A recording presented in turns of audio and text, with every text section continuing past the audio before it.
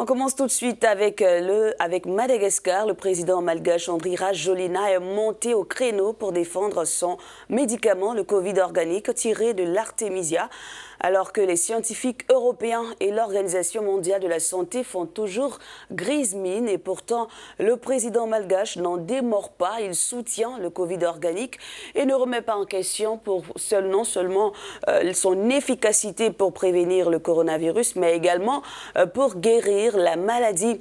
Le problème, dit-il, c'est que ce produit vient d'Afrique et on ne peut pas admettre, on ne peut pas accepter qu'un pays comme Madagascar ait mis en place cette formule pour sauver le monde, a déploré le chef de l'État malgache. Alors qu'en pense notre expert du jour, monsieur Obambe Ngakoso, il est activiste congolais, nous a rejoint depuis Brazzaville. Bonjour monsieur, merci d'être avec nous ce matin. Le président Andry Rajoelina a déclaré, je cite, si un pays européen avait découvert ce remède, il n'y aurait pas autant de doutes. En tant que scientifique africain, que pensez-vous de ces propos ?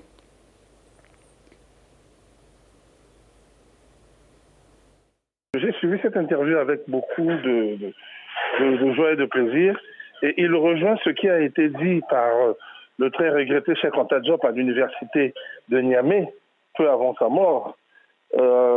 Il était face à des étudiants qui émettaient quand même des doutes sur ses théories, enfin sur ses propos. Et il a fini par leur dire, mais ce n'est pas de votre faute, c'est parce que pour vous la vérité est blanche. Et en fait, l'Afrique et le monde sont toujours dans ce même paradigme. À partir du moment où quelque chose est présenté, affirmé, créé, inventé par un blanc, c'est accepté quasiment d'emblée. Mais par contre, quand ça fait partie des peuples qui ont été classés comme les derniers de l'histoire par les philosophes occidentaux, les philosophes de lumière, donc les Noirs, ça ne passe pas.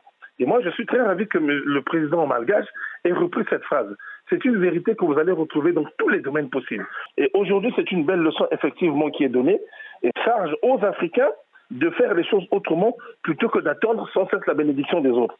Je pense que c'est la meilleure réponse qu'il ait eu à donner pour couper court à la polémique qui ne va pas s'arrêter, on le sait. Monsieur Obambe, le président malgache Andry Rajoelina s'engage à valoriser le Covid organique et ce, en dépit d'un soutien très peu déclaré sur le continent. Pensez-vous qu'il y a une politique de 2 poids, 2 mesures au sein de l'Organisation mondiale de la santé en ce qui concerne la recherche médicale? Vous savez, quelque chose qui est fait pour vous, mais sans vous, ça ne peut pas être pour vous. Mandela l'a dit. L'OMS n'a pas été créé par les Africains. Il ne faut pas se leurrer.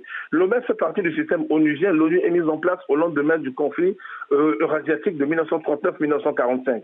Donc ceux qui financent l'OMS, ceux qui font fonctionner l'OMS, savent pourquoi et comment cette machine doit fonctionner. Et dans leur entendement, dans leur compréhension des choses, ce produit Made in Madagascar, c'est un grain de sable dans leur mécanique. C'est quelque chose qui ne passe pas. Posons-nous la question de savoir, ce produit aujourd'hui va rapporter combien d'argent aux grands groupes, grands laboratoires pharmaceutiques du monde entier? Combien d'argent? Rien du tout. Et quelque chose qui échappe à leur contrôle. On parle quand même d'argent, ce n'est pas seulement la santé. Donc c'est dans ce sens aussi qu'il faut comprendre cela. Alors, monsieur Obambe, on a envie de vous demander, alors comment faire pour que la recherche médicale du continent soit autant efficiente que celle de l'Occident? Ce que les Africains doivent faire, c'est travailler ensemble. C'est ce que les panafricanistes disent depuis longtemps. Il ne sert à rien d'être intelligent dans son coin. Vous êtes intelligent, il est intelligent, elle est intelligente, vous vous réunissez à 3, à 10, à 50, vous mettez ensemble vos intelligences et c'est comme cela que nous aurons les résultats qu'il faut.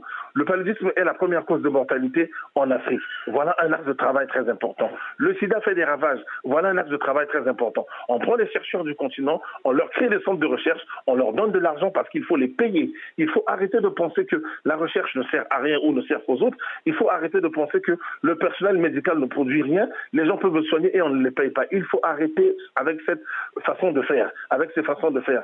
Ce qu'il faut faire, c'est travailler ensemble, du soir au matin.